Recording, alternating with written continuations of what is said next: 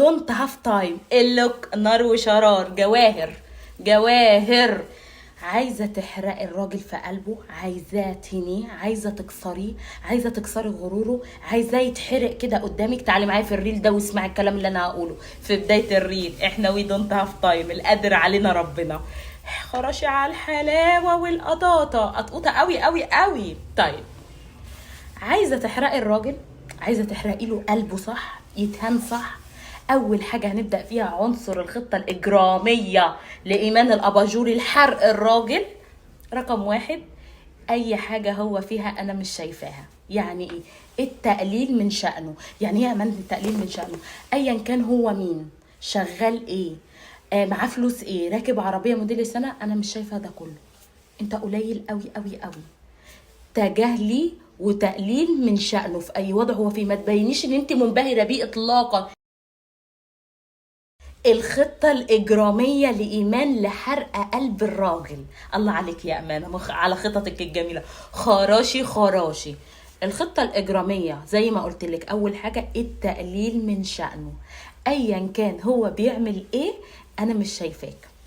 الناس اللي خطتها او بتبقى عايزه بلان لحرق الراجل، مش واحده عايزه تجيبه سكه تدخل تشوف الفيديو ده وبعدين تيجي تقولك خطه ايمان الاباجوري فشلت. انت اللي فاشله مش انا ما فشلش، انت اللي فاشله.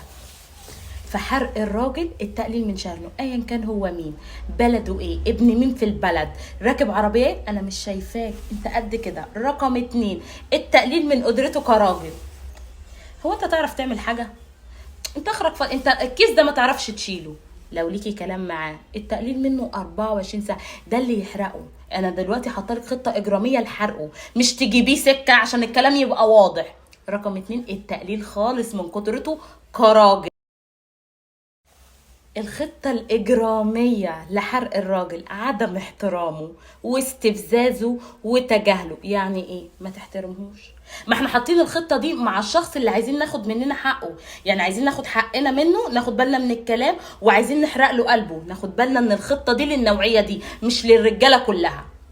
عدم احترامه. ما تنزليش، انزل. ما تلبسيش البنطلون ده، البسه. يتكلم صوتي يعلى عليه، انا مش شايفاك، ما تعليش صوتك. حرق قلبه في عدم احترامه، تجاهله تماما. رن، بعت مسج، يولع، جه خبر موته، مش هروح اعزي فيك. ما عنديش وقت اعزي فيك، انا فاضيه، كلب ومات. هي كده. وقت ما تحطي قدامك ان الشخص ده اذاكي وعايزه تاخدي حقك منه، هي دي الخطه الاجراميه اللي تخليكي تحرقي قلب الراجل. ادعي لي، واخده بالك؟ الاهم من ده كله نكران اي شيء عمله ليكي. انا مش شايفه اي حاجه انت عملتها ليا، انت ما تستاهلش واحده في حياتي اصلا. اللقطة الأخيرة لحرق قلبه، ودي جامدة قوي قوي قوي. جمهوري وي دونت هاف تايم هي اللي هتعملها. لو انت منجشي صح، عملتها مع واحدة في استشارة، تنطريه وتتخبي أو تتجوزي صاحبه اللي متكاد منه، واخده بالك؟